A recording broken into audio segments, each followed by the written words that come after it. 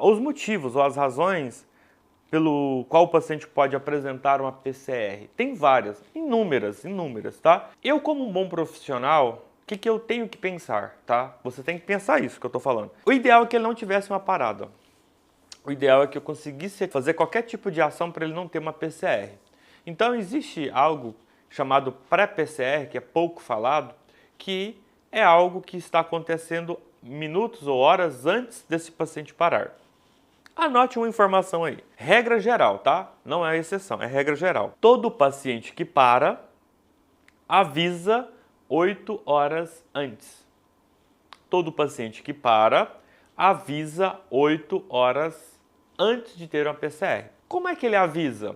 Bom, nem ele sabe que vai parar, né? Então não é ele que vai falar que ele vai parar. Gente, ó, vou parar mais ou menos lá para as 3 horas da tarde, então vê o que vocês podem fazer por mim. Não é isso, tá?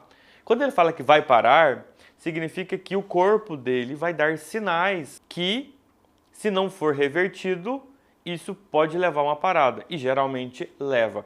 Por que geralmente leva? Porque eu não estou te falando 8 horas da minha cabeça. Quando eu fazia mestrado em terapia intensiva lá em 2012, médicos intensivistas que davam aula pra gente já falava isso. Estudos comprovaram que, né, eles pegaram ali os pacientes que tiveram parada cardíaca e foram analisar o que aconteceu antes.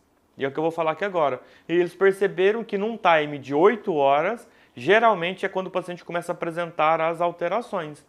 Quais alterações, professor, para eu ficar esperto? Então, se quiser anotar, é importante.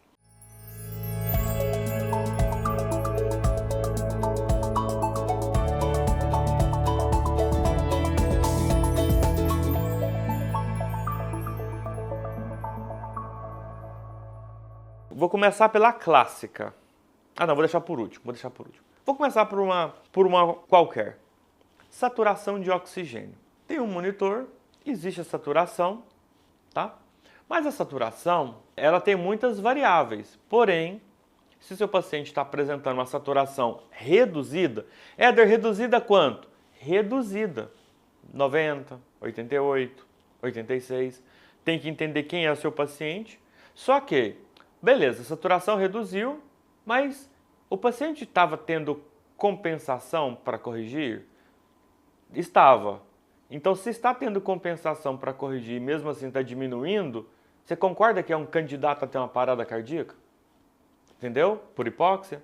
A saturação é só um dado vital, né, que está apresentando um monitor através do dedinho do paciente ali, não é nenhuma gasometria. Mas se ela está diminuindo e o paciente está com suplementação de oxigênio, com máscara não inalante, sei lá com o que, o paciente está entubado, com ventilador mecânico bem configurado, e a saturação dele está caindo, e os parâmetros já estão bem alterados, para aí, vamos parar tudo. Então esse cara vai parar. Entendeu? Então esse cara tende a parar. Se estiver mantendo tudo que está e ele continua reduzindo a saturação, ele vai parar. Ou muda alguma coisa, mas não tem o que mudar. Então, agora, isso daqui que eu vou falar para vocês é pesado, hein? É pesado. Se ele está vivo, com todas as configurações coerentes para a situação clínica dele, não tem mais nada que fazer e ele para, é pesado, hein? Adianta eu reanimar esse cara? Sim ou não? Sim ou não? Não, não adianta. A gente vai reanimar todo mundo. Ponto. A gente vai reanimar todo mundo. Mas se o cara não parou, está com a configuração coerente com a clínica, com a gasometria, está tudo certo, e mesmo assim ele tem uma parada, então eu não vou conseguir reverter. Então agora eu quero que vocês comecem a entender quem volta e quem não volta.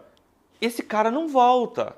Então agora vocês ficam pensando assim, Éder, então por isso que o médico fica ali só um pouquinho e fala a hora do óbito. E por que o médico fica mais tempo em alguns pacientes? Aí vamos lá. Na mesma situação, o paciente não estava com os melhores ajustes conforme a clínica, não estava com os melhores ajustes e ele parou, foi um vacilo da equipe, né, médico, físico, enfermeiro e técnico, foi um vacilo de todo mundo ali, comeram mosca, mas é um cara que tem possibilidade de reversão. Fez sentido? Fez sentido?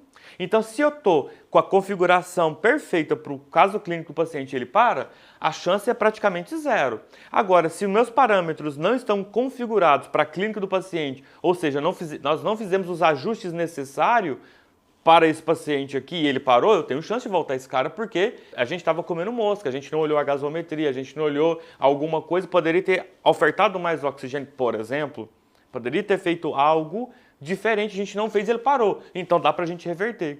Então, 8 horas antes, esse paciente vai te avisar. Então a saturação é um dado que pode alterar. Então você vai entender agora quem volta e quem não volta. Peguei o dado de saturação para os dois exemplos. Então, um paciente que está com a saturação declinando, com todos o ajuste no máximo, não tem mais o que fazer. Então, se ele parar, não tem o que fazer. Ele vai parar, a gente vai reanimar, mas a gente não vai conseguir trazer ele de volta. Alright, people? Ok? Vamos pegar outra informação. Temperatura. Temperatura. Tá? Não fala febre, fala temperatura. A temperatura aumentada ou reduzida pode levar o paciente a uma parada cardiorrespiratória. Ok? Uma temperatura alterada, febre, hipertermia, blá, alguma coisa nesse sentido. Vamos lá. Se aumentou a temperatura dele, alguma coisa aconteceu. Vamos entender um pouquinho da temperatura? O que é temperatura? O metabolismo dos órgãos que quando trabalham esquentam. Vamos lá. Se você corre, seu corpo esquenta? Sim, seu metabolismo acelerou. Se você faz qualquer atividade física, seu corpo fica muito quente? Fica, por quê? O metabolismo acelerou. Se o motor de um carro está em funcionamento, ele está frio ou quente? Quente. Então, tudo que funciona, esquenta. Então, o seu coração é um órgão que esquenta o seu corpo, o fígado é um órgão que esquenta o seu corpo, o rim é um órgão que esquenta o seu corpo, o pulmão é um órgão que esfria o seu corpo, porque ele dissipa calor, a pele é um órgão que dissipa calor, porém o tecido adiposo tenta neutralizar para não perder temperatura.